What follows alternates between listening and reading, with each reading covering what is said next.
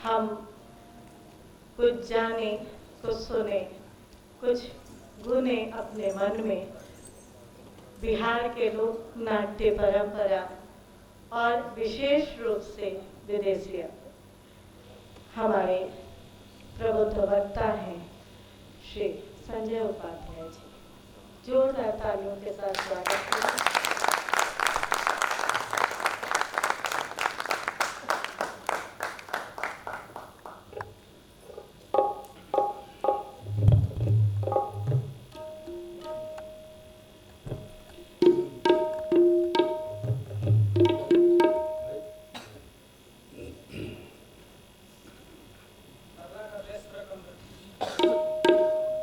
कम करिए इसको। Hello hello.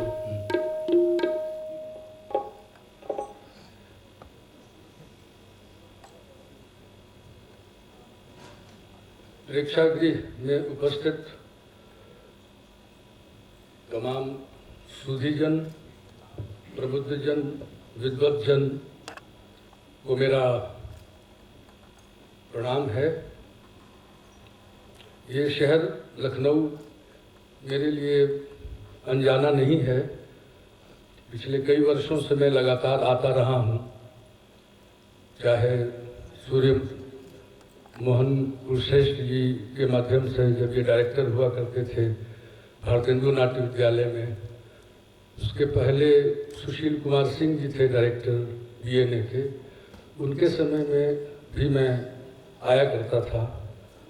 फिर दिनेश खन्ना जी के समय में आया और अभी आज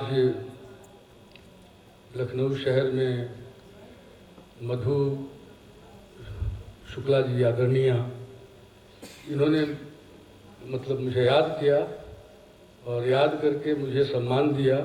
इसके लिए बहुत बहुत आभार, शुक्रिया तहे दिल से। निर्माण कला मंच हम संस्था की तरफ से हम नहीं आए हैं। मैंने एक शर्त रखी थी, या तो मुझे इंडिविजुअल बुलाइए या विदेशिया पूरा नाटक करवाइए। वो नाटक को देखना अपने आप में एक तीर्थ का अनुभव होता है। उस पूरे नाटक को जब आप देखेंगे तो ऐसा मैं खुद महसूस करता हूँ, क्योंकि हज़ारों प्रदर्शन पूरे देश में हम लोगों ने किए। 20 लोगों की हज़ारों शोज निर्माण कला मंच के बैनर तले हमने पूरे देश में, इवन राष्ट्रीय नाट्य विद्यालय में 15 वर्ष तक लगातार मैं विदेशिया के ऊपर वहाँ बच्चों के साथ क्लास करता रहा, डेमोन्स्ट्रेशन होता रहा बच्चों के साथ पिछले 15 वर्षों से। फिर मैं जब मध्य प्रदेश नाट्य विद्यालय चला गया 2010 से 2018, 8 साल का मेरा टर्म था, तो वहाँ रहने के बाद वो सिलसिला टूट गया राष्ट्रीय नाट्य विद्यालय से और अन्य जगहों से भी, जो हमारा फ्रीलांसिंग का जो ये था। तो उसके बाद फिर से कोरोना के बाद नए सिरे से नई शुरुआत हुई है। और बीच में तो ऐसा लगा था कि हम सब लोग बहुत निराश हो गए थे। कोरोना का जो समय था, हर स्तर पर, हर मोर्चे पर, चाहे वो आर्थिक मोर्चा हो, काम का छटपटाहट, और जो क्वेंच इन द थर्स्ट वाला जो कहावत है अंग्रेजी में, तो हर लोग अपनी प्यास बुझाना चाह रहे थे, लेकिन वो हो नहीं पा रहा था, इसलिए निराशा भी थी। अब फिर से नई उम्मीद के साथ हम अपने पैरों पर खड़े हो गए हैं, होने लगे हैं। और मुझे लगता है कि दौड़ेंगे हम सब लोग। ये सिर्फ मैं अपनी बात नहीं कर रहा हूँ, तमाम कला बिरादरी के जितने भी हमारे मित्र हैं, सब लोगों ने उसको फेस किया होगा। आज का विषय है विदेशिया। अच्छा, इतना साल से मैं पिछले विदेशिया का सबसे पहला जो उसका प्रोडक्शन मैंने किया था 85 में, 1985 में विदेशिया का, 85 नहीं 86 में मैंने बकरी किया था। 86 में विदेशिया हुआ और तब से लेकर कितने साल हो गए, 40 साल से ऊपर हो गए। तो उस वक्त विदेशिया, उसके पहले भिखारी ठाकुर की जो मंडली थी, और भिखारी ठाकुर ने, विदेशिया मूल का एक परंपरा है। कुछ लोग कहते हैं शैली है, कुछ लोग कहते हैं कि ये मतलब रूही शब्द है, कुछ लोग कहते हैं कि नहीं, यह एक शैली है, गायन की शैली है। कुछ लोगों ने बाद में, भिखारी ठाकुर ने कहा कि नहीं, ये अभिनय की शैली भी है। और इसलिए उन्होंने विदेशिया की जो परंपरा थी, हमारी परंपरा यानी कि डिस्प्लेसमेंट की कहानी, जिसमें विस्थापन, जिसमें कि एक कह सकते हैं कि हर आदमी विस्थापित हो रहा था। और आफ्टर इंडस्ट्रियलाइजेशन या जो सेकेंड वर्ल्ड वॉर के बाद और जिस तरह से विस्थापन हुआ, लोग मतलब एक तरह से कहा पूरे विश्व के स्तर पर एक इस तरह का माहौल बना कि लोग विस्थापित होने लगे। भारतवर्ष में इंडस्ट्री आई, जब से अंग्रेज आए तो 1857 के पहले से ही तो इंडस्ट्री आ गई थी, रेल आ गए, कल कारखाने आ गए, तो रोजगार के अवसर उपलब्ध हुए। नेहरूवियन एक रोमांटिसिज्म का दौर था। उस वक्त बिहार में खासकर उत्तर भारतीय जो क्षेत्र के जितने भी मजदूर थे, तो एक तरह से कहा जाए कि वो मजदूरी करने के लिए गांव छोड़कर जा रहे थे शहरों में, फिर महानगरों में भी जा रहे थे और विदेश भी जा रहे थे, मॉरिशस, सूरीनाम, कहाँ। तो एक तरह से गिरगिटिया मजदूर, जिसके ऊपर उपन्यास भी है। तो मुझे लगता है कि हम लोग बातचीत करने लगेंगे तो और भी काम होगा। तो बेसिकली ये एक डिस्प्लेसमेंट की कहानी है और परंपरा में है ये डिस्प्लेसमेंट। ये हमारे क्लासिक्स में भी है। आप आषाढ़ का एक दिन में मल्लिका और इसका कालिदास का जो देखेंगे, विरह और जो विस्थापन, इंतज़ार, और उसके साथ साथ इसमें एक संवेदना के स्तर पे करुणा भी है। और एक जगह से अपनी जड़ों से कट जाना भी है कि बहुत सारे लोग आज हम जड़ों से कट गए हैं। तो विदेशिया जैसा नाटक वो एक तरह से कह सकते हैं कि रिप्रेजेंट करता है आज के आधुनिक भारतीय समाज में।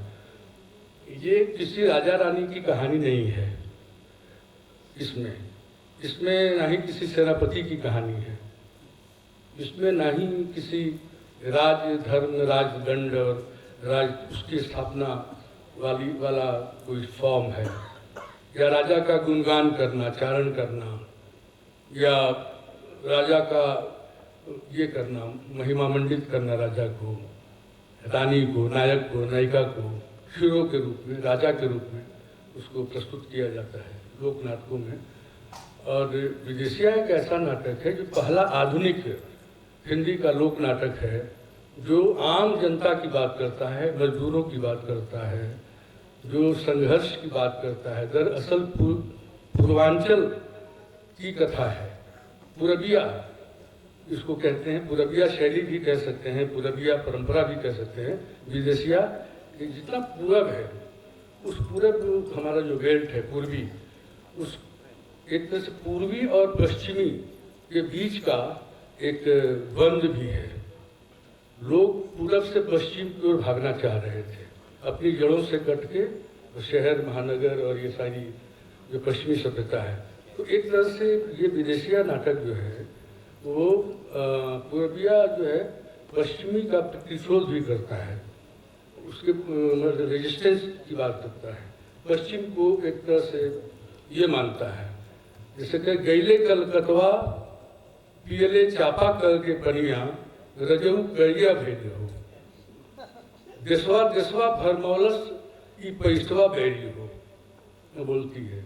फिर बोलती है कि जो कल है, नल जो आ गया है, इंडस्ट्री आई है, उसका कलम फूटो, उसका जो ये जो होता है जहाँ से पानी निकलता है वो टूट जाए, तो उस पर बजर गिरो। यानी कि इंडस्ट्री को ये कर रही है, चैलेंज कर रही है कि हमारे पति को इंडस्ट्री ने ये कर दिया, काला कर दिया, मजदूर बना दिया, वो जो कल कारखाना आया है उसको ये करो, उसको बजट फूटो, समझ रहे बजट फूटना। तो इस तरह का नायिका के माध्यम से तो क्या बही गई है जुल्मी बयार रे विदेशिया। तो जुल्मी बयार को मतलब कहता है कि इतना अन्याय है, इतना सारा कुछ है, गरीबी है, तो उसको एक तरह से कहा जाए कि सब ये हो जाए, खत्म हो जाए। तो एक तरह से आधुनिक हिंदी नाटक, लोक नाटकों में जैसे नौटंकी में मैं सर्वेश्वर दयाल सक्सेना का बकरी को पहला आधुनिक नौटंकी मानता हूँ और कॉन्टेम्प्रेरी नौटंकी, उसमें पहले कभी नहीं लिखा गया आम आदमी के बारे में। तो विदेशिया एक आम आदमी की कहानी है, जनता की कहानी है, और उसकी नायिका जो है उसका उसके विरह का एक गाथा है। इसको हम लोग उस रूप में देखते हैं। और विदेशिया तो मेरे लिए एक बहाना है। विदेशिया की परंपरा, कहा गया है कि परंपरा में हमको तैरना चाहिए, परंपरा में डूबना नहीं चाहिए। You must float in the water of tradition, we must not sink into it, उसमें डूब नहीं जाना है, otherwise it would be suicidal, आत्मघाती होगा। इसलिए परंपरा में हम लोग तैरने की बात करते हैं। जब तैरने की बात होगी तो प्रयोग होगा, एक्सपेरिमेंटेशन होगा। इस नाटक में 12 मासा की जो वर्णन है, 12वें महीने में एक महिला के अंदर की 12 तरीके की फीलिंग, इंतज़ार, 12 साल से उसका पति बाहर रहे, आया नहीं लौटकर, बाहर जाकर उसने दूसरा घर बसा लिया, दूसरी शादी कर ली और पूरी तरह से कट गया अपने ज़मीन से, जड़ों से, अपनी मिट्टी से। उसके बाद फिर किस तरह से बटोही एक होता है जो जाता है कमाने के लिए, बुढ़ा। बटोही एक परंपरा है जिसमें कि उधो, कृष्ण से और उधो की जो बात होती थी और राधा से, तो उधो की भूमिका में ये बटोही है। पथिक जो, तो उसको नायिका बोलती है कि तुम जा रहे हो कलकत्ता तो मेरे पति को ढूंढ के ले आना। तो वो पति का ये दिखाती है, फोटो